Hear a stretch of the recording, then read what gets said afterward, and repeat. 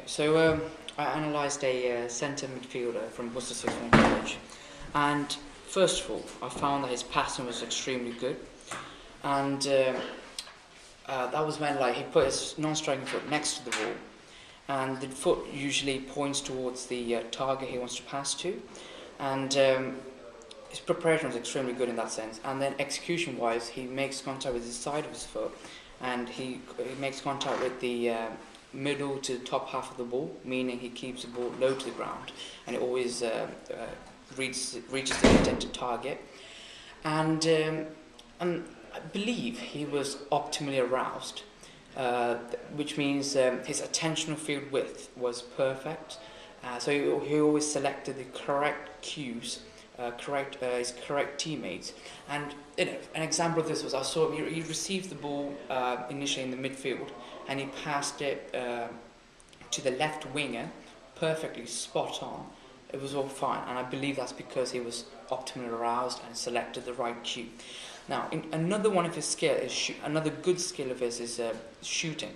Now, in terms of shooting, he again placed a non-striking foot next to the ball, and that was his preparation. Execution-wise, he made contact with his instep, so laces off his boot, and also he arched forward a little bit, so his head was kind of aligned with the ball. That's because he wants to keep the ball kind of shot down a bit, so he doesn't go over the crossbar, for example. And in terms of his execution, was perfect again. Instep, contact with middle to maybe slightly lower to get the height, get the power. And something I noticed, which was extremely good for that performer, was that the game was, they were losing 2-1, and then he took a shot from outside the box at the about in the 85th minute. Now that shows me he's a really high need to achieve player. So some characteristics of these types of players are they like feedback from coaches. They're consistently looking to improve upon themselves. They challenge competition. They acknowledge competition. They accept competition from other players. They look as if they have a guideline to improve upon themselves. Risk, like I just said, he took a risk from outside of the box, and because his shooting was really good, he didn't quite get the goal, but it forced a really good save from the keeper, and that meant got them a corner. Again, another goal-scoring opportunity for his team to equalise. And then these type of players are very persistent when the skills get difficult. They persist in trying to overcome the difficulty and succeed. Now, in terms of his tactics, he's got really good long through ball.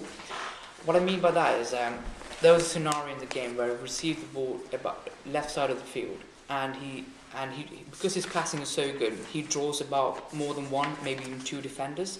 So what he does is he quickly passes it, he switches the play, he widens the play a bit.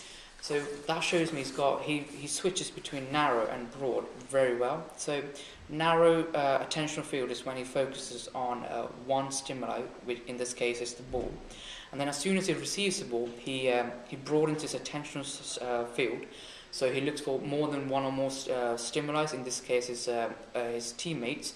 And in the game, I saw him receiving the ball into the left side, nearer to the left wing, and he, as soon as he receives the ball, he switches it, widens the play, because there's more space for his teammates to attack and also create a goal-scoring opportunity. Now, another good tactic of his is a pass and move.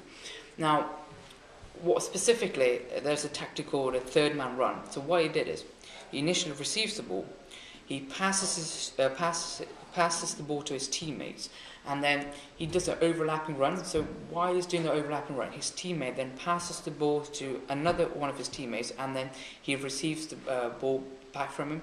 Now what that does is, he creates himself a space to attack, and receive the ball, attack, create a goal-scoring opportunity. And I believe he's very good at this skill because he's got a high level of schema. Now that means he's got a motor program. His motor program is well learned, and it's also he's able to generalize it to many other situations. So he can modify and adapt that particular motor program to any other situations. So it's very effective in doing that. Now, fitness-wise, I believe he's got a very good aerobic fitness. That's because throughout the whole 90 minutes, he didn't really look that tired. There were aspects in there where, like for sprint speed, he did get tired. But that's down to his anaerobic fitness rather than aerobic fitness. But in terms of aerobic, he always is very energetic. Throughout the whole 90 minutes he played. And in terms of aerobic system, what happens is glycogen is broken down into glucose by the enzyme GPP. And then glucose is then broken down to pyruvic acid by the enzyme PFK. Now, this process releases 2 ATP molecules. Now, because oxygen is present, we then move on to Krebs cycle. But before we move on to the Krebs cycle, coenzyme A mixes with pyruvic acid to produce acetyl-CoA, and then acetyl-CoA mixes with oxalic acid, I think it was, mixes with that to produce citric acid. Now, then moves on to Krebs cycle, and that releases 2 more ATP molecules. And then from Krebs cycle, we move on to the electron transfer chain. Now, before that happens, again, NAD, and FAD joins hydrogen molecules to form NADH and FADH. And then we move on once we move on to electron transfer chain. Oxygen is then used to break down the hydrogen molecule, and kind of the waste product from that reaction is water. But more importantly, that whole process releases 34 ATP molecules. So in total, aerobic system releases 38 ATP molecules. Now, because his aerobic system is so good, that would have led to some really good adaptations. One of which would have been capillarization. So there would have been increased capillaries in his alveolar and in his muscles, meaning more oxygen can be taken from the alveolar and passed on to his muscles a lot more effectively and in a higher volume. And that's also aided by the increased level of red blood cells. Now, red blood cells contain hemoglobin, which is used to transport the oxygen. So oxygen mixes with hemoglobin to make oxyhemoglobin, and they then go to the muscles, and then from the muscles, oxygen is released into the muscles. Another high adaptation that could have occurred is cardiac hypertrophy. Now, really good advantage of this is that it would have increased the stroke volume and cardiac output, so more blood is pumped out, etc. Another fitness of his is dynamic strength. Now, dynamic strength is the ability for the neuromuscular system to overcome resistance using a high speed of contraction. And now these kind of tests usually use like the Wingate test, for example.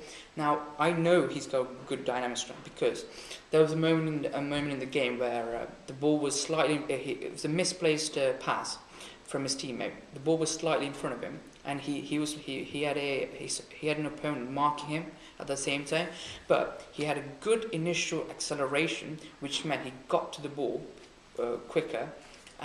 But the ball was only a few meters in front of him, so the dynamic strength really helped him in order to get to the ball first. Now, if we move on to some of his weakness, his first weakness, I would say, is dribbling. As a midfielder, he needs to go past the players, so then he opens up space and creates chances to pass the ball or even score. But in terms of dribbling, what I noticed where he seemed to be too predictable. His opponents could predict where he's moving, because usually you should move your body to one side to show your opponent that you're going that way, even though you may not. So you need to bend your body to one side to show your defender you're going that way. But then you should then quickly shift the ball to one side and using your other foot, so move from that side, and to create kind of the space like psychological refractory period. But he did not do that. He was too predictable and too slow in turning, meaning more often than not he lost possession, and that led to goal scoring opportunities being missed. And I believe that would have led to a negative subjective outcome. Now, subjective outcome is the individual's interpretation of how successful the skill was, and because he never really successfully completed the skill, that would have led to a negative subjective outcome, which would lower trade sports confidence and competitive orientation. Now, what are they? Now, trade sport confidence is the individual's innate ability to be successful in a wide range of sport, and competitive orientation is how competitive the individual is. So that's whether if it's a high need to achieve individual or high need to avoid failure individual. Now, having decreased trade sports confidence and competitive orientation would lead to a further decrease in state sports confidence, self-efficacy, and avoid behavior would have been adopted. Now, state sports confidence is the situation-specific confidence. Now, I'm focusing on dribbling as my in my action plan. I'm focusing that as a priority weakness. So, because his dribbling is so poor, that would have led to a learned helplessness, which is the condition where the individual deems failure is inevitable. Now, in my action plan, I'm going to try and use attribution retraining to kind of retrain his attribution. So, by that, what I mean by that is he would have associated failure with internal stable factors such as ability. Now, what we need to do, we need to change that so the main reason for attribution retraining is to change reasons for failure to maximize motivation. So we're going to change reasons from failure from internal stable factors such as ability to internal unstable factors such as effort.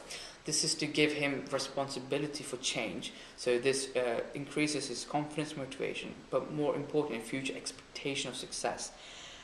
So I'll come on to that while I'm saying my action plan. Now, another skill is pretty weaker is heading. Now, what tend to happen was he's defending a corner, set piece situation, and he tends to be really weak at his heading. So his opponent seems to outjump him more often than not, and that showed me that he's got really low ATP NPC system. So in terms of heading, he doesn't really get into the line of the ball that well, and more often than not, he misheads the ball. So in order to become better at that and even maybe beat his opponent, he needs to do some plyometric training. Now, plyometric training consists of like hoop and jump type exercise, and consistent and persistent training would lead to really good anaerobic adaptations, which would help him to outjump the opponent, to get to the ball first, to head the ball. Now, in terms of heading, he used to head it high and wide, and in the few occasions when he did head the ball, they weren't really high and like wide, which means he never relieved his team of the pressure from this corner situation. His head, whenever he headed it, often the ball would have gone to the opposition player again. Pressure is still there. You need to relieve the pressure. So high and wide is what you need to do. Now, tactic-wise, again, I saw there was a corner situation again in the game. They used man-to-man marking. I can see that because every player was marking a particular player. It wasn't zonal marking. It was man-to-man marking, and what tended to happen was that he would initially mark a player. However, as soon as the corner was taken, his player was marking would quickly move positions to try and get into the line of the ball. However, the player himself, the player I'm assessing himself, would still stay there, and then he would be too late. He would be really late in realizing that his opponent is not there anymore. That could be down to him being under-aroused, perhaps, at that particular situation. So that means his attentional field width is too wide, and so he's over-aroused. He's got too many it's under-aroused, but it's overloaded there's an overloading overload of information. So he might have just been ball watching at that point, so he just didn't realize the player is marking kind of left him, for example, and that's what happened there. Another weakness in terms of tactic is communication. A few times, especially in corner situations, the communication between him and his there was a lack of communication between him and his teammates. You know, first that could be down to his I saw him marking a player, but then he moved, but then he should have tagged on to another player, but he didn't really do that, and his teammates never really told that, or he never asked his teammates to mark a specific player, or so on and so forth. There was some misplaced pass. He pointed to the where he wanted the pass, but then the teammate never really understood that, and he passed it to his initial position. All that is lack of communication.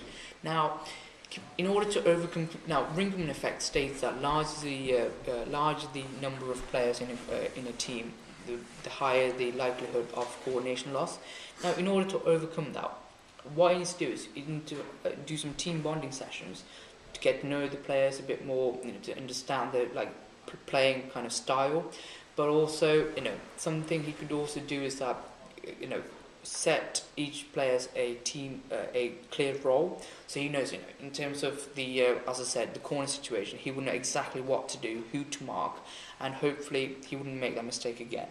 Now, fitness wise, he's really bad. His flexibility is quite bad. Now, I saw that with while he was doing his dribbling, because he was quite slow in moving speed, changing direction, and he wasn't that agile as he should be. Now, that could be because, your hip joint is kind of in deep socket, which means his range of movement is quite bad. Now, in order to, and also because he's a male performer, men tend to have lower flexibility than females. But in order to overcome that, he needs to do some flexibility training. Now, if he did do flexibility training, I would suggest he would need to do them for at least 4 times a week. And one of the flexibility training you can do is, for example, is proprioceptive neuromuscular facilitation. Now, that's when you move your joint into a into a stretched position. But not only that, you need to, it goes beyond the stretched position. But in order to do that, you would need an external force, such as a partner. Now, the main advantage of this is that the adaptations of flexibility, you will gain them quicker. But in order to really get that adaptation, as I said, you need to be doing flexibility training at least 4 times a week, and you need to try and hold that position, that stretched position, for at least about 6 to 10 seconds on each leg, and maybe repeat it 4 or 5 times, and maybe then vary the training. So you might do static stretching, just get your joint muscle into a stretched position without any external force, so on and so forth. Another fitness I saw was weakness of his is sprint speed. Now, even though he's got initial good acceleration, he didn't seem to be able to sustain it too much. Now, what I mean by that is, if one of his players passed the ball kind of a few meters in front of him, he would have to run onto the ball.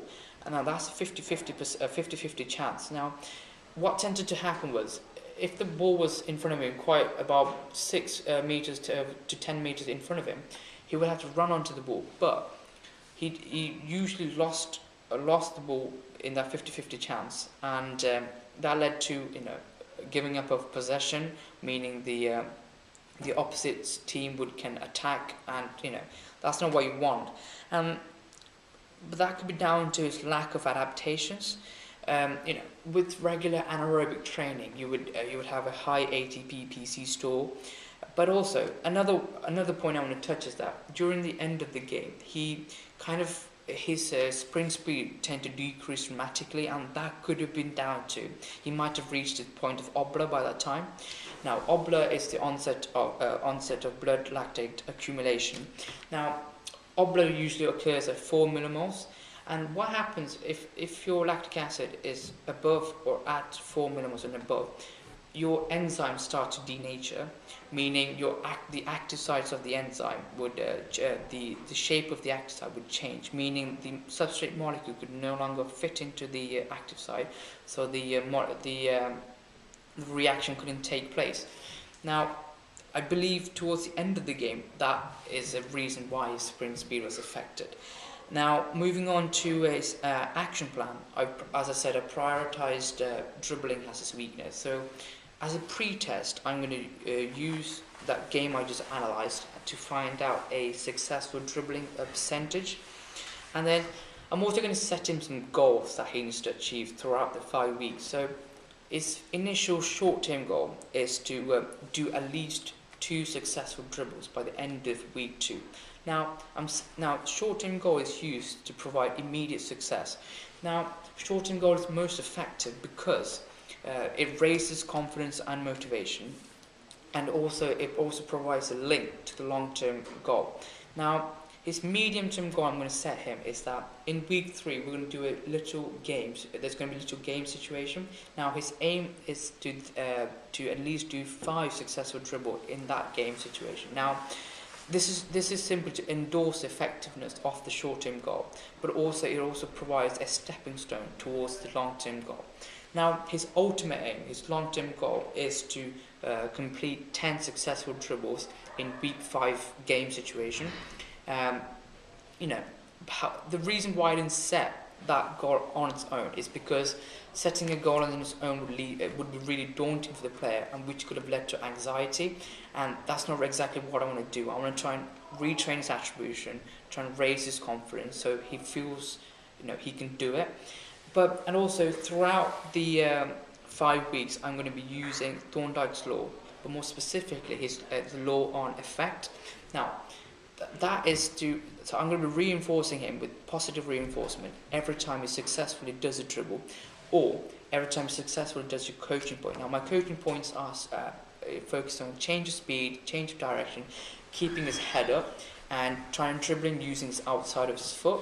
Now, every time he does one of these coaching points, I will be praising him to just strengthen the stimulus response plan, so he will hopefully continue to do that when he starts playing.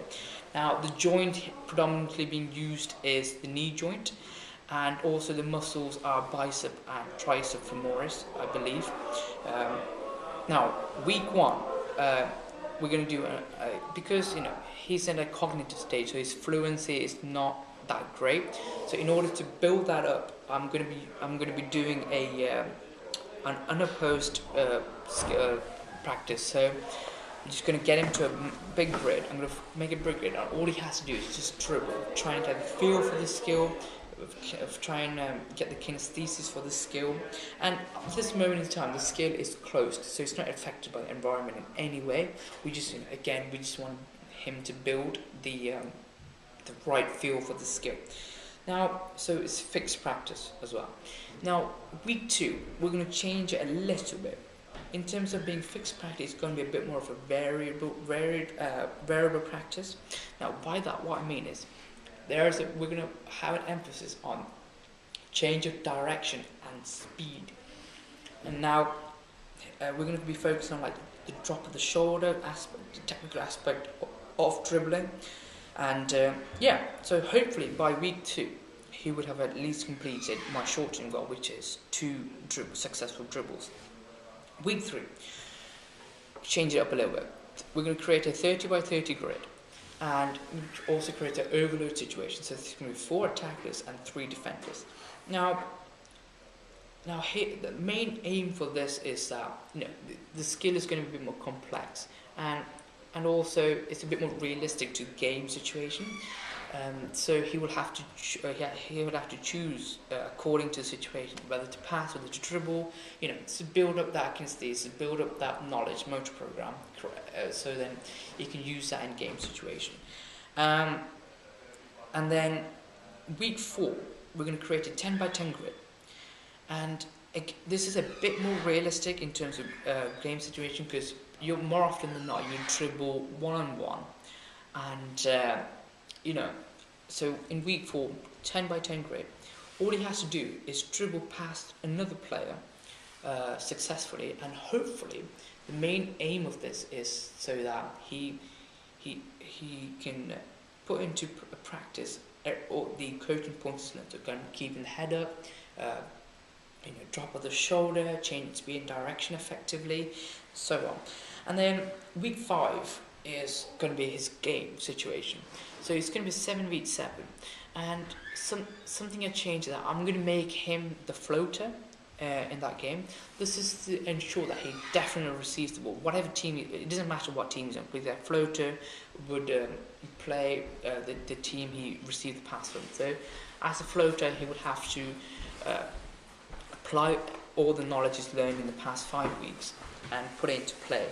Now, kind of post test I'm going to do is I'm going to analyze that particular game, and I'm hoping he would have at least done my long-term goal, which is to do at least 10 successful dribbles.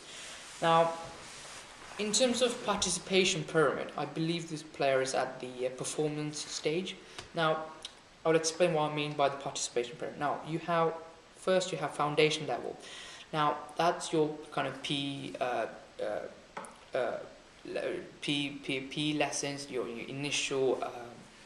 initial feel for football, and then then the next stage is participation. Now that could be joining a club.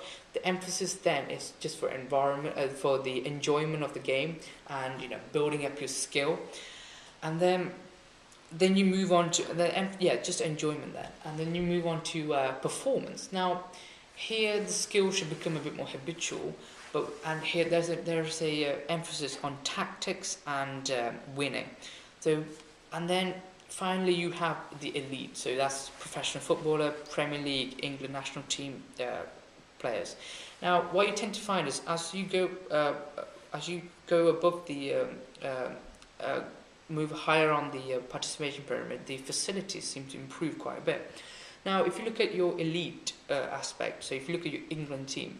Now, they train for international matches in St George's Park. Now, that park is state-of-the-art. It cost more than 100 million to build. And, some of the advantages of that is, they have like 12 indoor pitches. They even have world-class rehabilitation and sports science complexes. And they also have an exact replica of the Wembley pitch. All this would aid performers to really apply the knowledge, be better.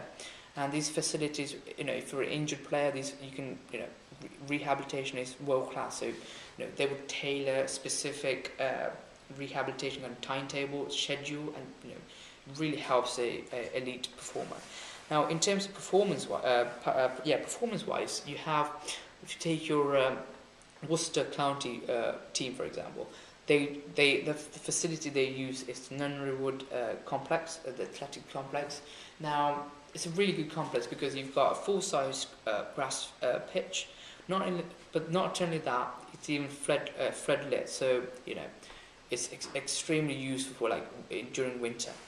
Now, in terms of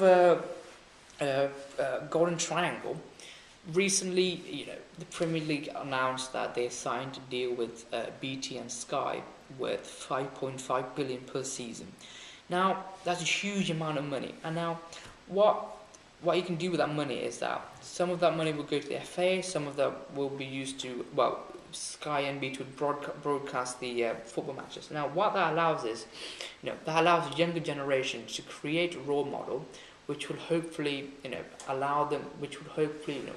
make them want to play football and see the benefits of football. But then the FA could use that money to kind of provide initiatives for the general public.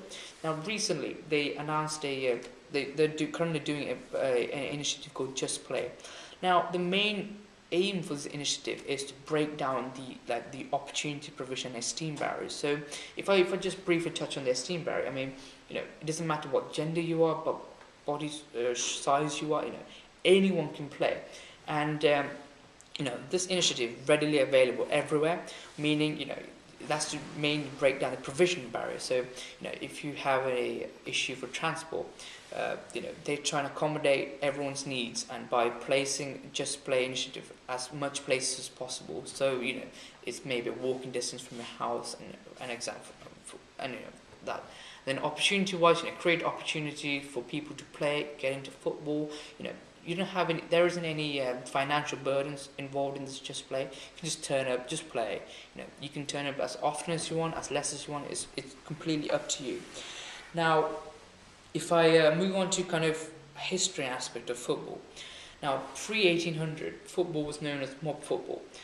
Now, football would have been back in the day played locally, so it would have been village versus village. That's mainly due to the lack of transport they had back then, and then football was uncoded then.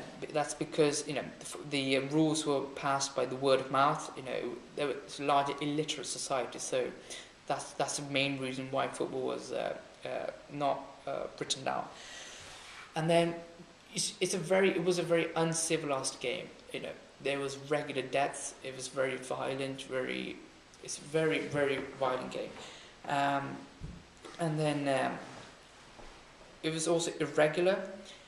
What I mean by that is usually done on like holy days, such as Shrove Tuesday. Ashbourne football took place then. And then if you move on to kind of class, it was mainly played by lower class, and that's lower class men saw football as a way to show them manliness, and that's the main reason why the lower class individuals took part in football. And wagering was also very high then. They saw us as a opportunity to go from rags to riches. Get money, that's the main reason why. Now, in terms of Industrial Revolution and public school, now public school really helped football to develop and establish football nationally. Now, ex-public school boys would have gone to uni where Melchipot 2 would have occurred by then, so that's stage 3 of public school. And what that did was, ex-public school boys then formed FA in 1863. Now, what that allowed was, that allowed a standardization of the rules. So rules were finally codified, standardized, so everyone would have to follow the specific rules. But ex-public school boys also did a further thing in football. That is that people that became vicars, army men, teachers. What would happen is British Empire was very prominent then. So they would have gone to different countries such as India, such as Australia, where they would have taught local people football, and that's how football became such a worldwide thing. Also, in terms of Industrial Revolution, it really helped football to become a national sport, and that is by introducing the factory law to start off with. So that's Saturday half days. Now that allowed people to spectate on football, but also, spectating football gave them more time during Saturdays to go and watch their favourite team play. But also, it also allowed some workmen to also play football. Now, that was done by broken time payment.